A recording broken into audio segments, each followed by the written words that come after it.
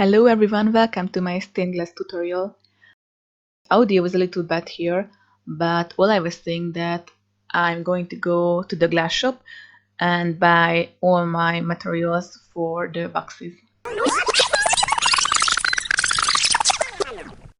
Okay, so my original plan was to make a bag out of glass, but as you can see from the title, it didn't really work out.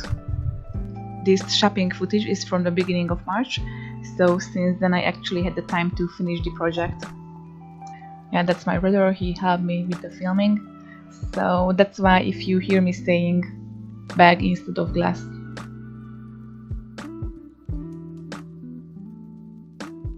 Okay, so we arrived at the glass shop, and for me it's honestly like a candy shop because I just can't choose between the glasses. I mean, look at these.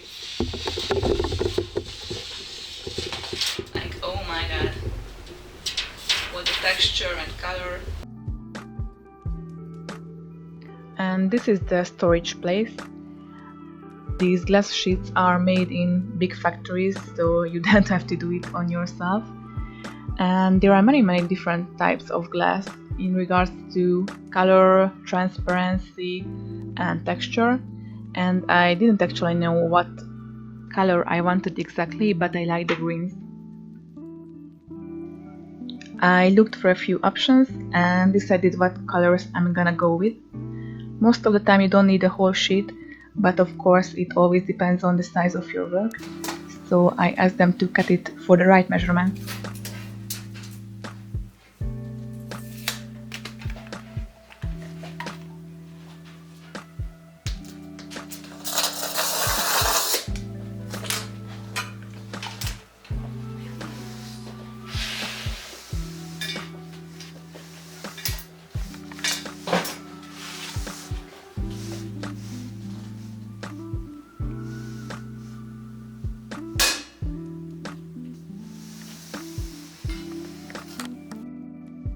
I wanted to go a little extra, and these are so-called melting glasses. The surface is always really interesting and the colors are really bright, and that's because after melting they usually use it for jewelry.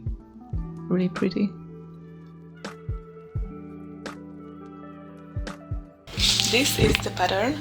It doesn't look as good now, but trust me, it will work out with the glass. This is the front, as you can see, with the snake head, and this is going to be the back with the rest of the body. Okay, about the glass, I'm going to use two colors for the snake. This one is like a gorgeous green texture glass. One side is textured, the other side is plain glass, and it just really reminds me of a snake skin. Pretty cool. And the other one is an orange one, and look at these colors. At first I wanted to use black for the background, but I changed my mind because the green and the black together was way too dark.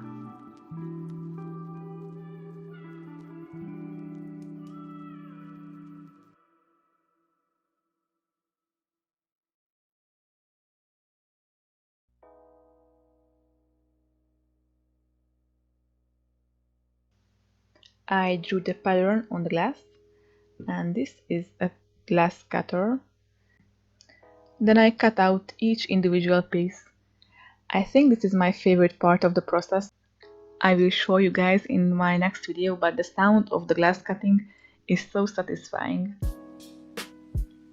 And here we are. It's also great because you see your work together for the first time. You can see here the black background, and that's when I decided I will go with the transparent background. And the edges are really rough here, so that's why the next step is grinding.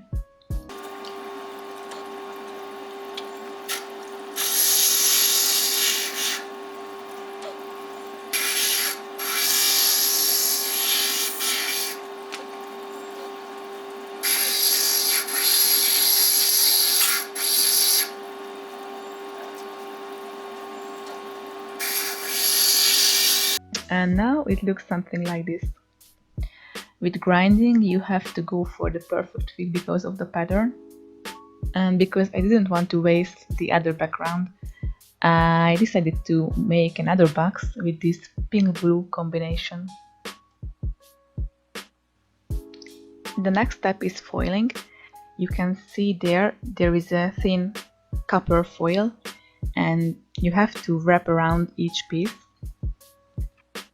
One side is sticky, the other side is copper coated. I applied soldering fluid with a brush, and this is lead for the soldering. If you're ever going to try this technique, make sure to use gloves and also ventilation. First solder together each side of the box and made sure to even out all the edges and all the roughness, so you will get this nice smooth finish. And this is the part where you can't really rush things because it will affect your finished product. One by one I soldered together the sides of the box. After that it was time to work in 3D. This is the trickiest part. You will see in the footage that I had to hold the sides in the right positions for a long time to secure them and solder them. It requires some patience and practice, but here we go.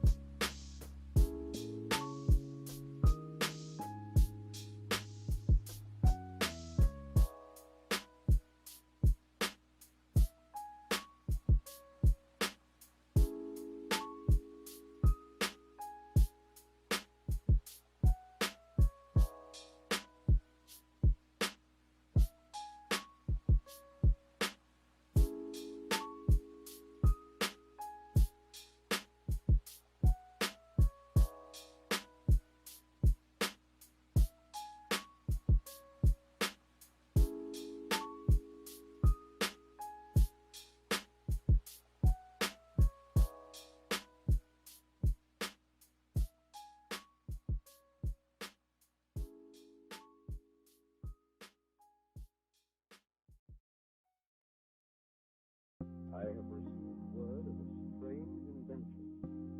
What it can do will amaze science and strike terror to the world. 2000 plus. Science fiction adventures from the world of tomorrow. The years beyond 2000 AD. 2000 plus presents The Insect.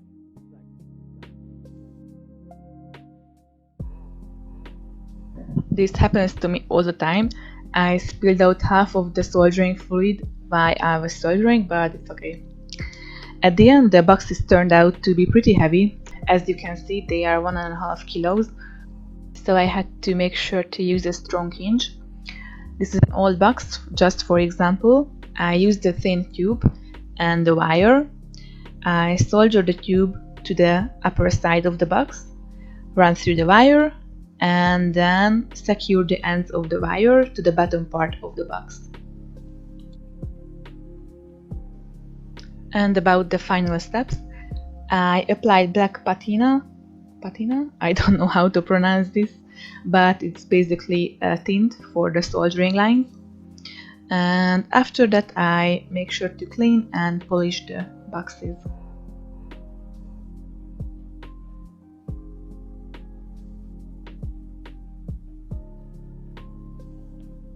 And this is the final look.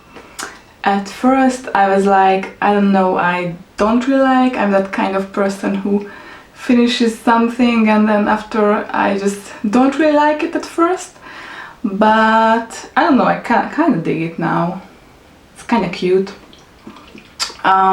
For this transparent box one, the joints are a little off. I mean, there is a little, I don't know, you can see, but there is a little gap here when it's closed properly. But here is the whole box.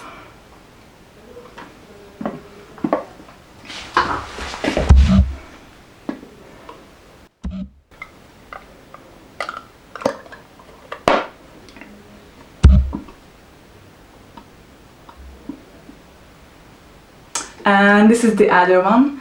This one I tinted the soldering lines black, so it's created this more like a moody, darker feeling to it. I can imagine this in an old library between old books. Forest Witch keeping her stuff in this box.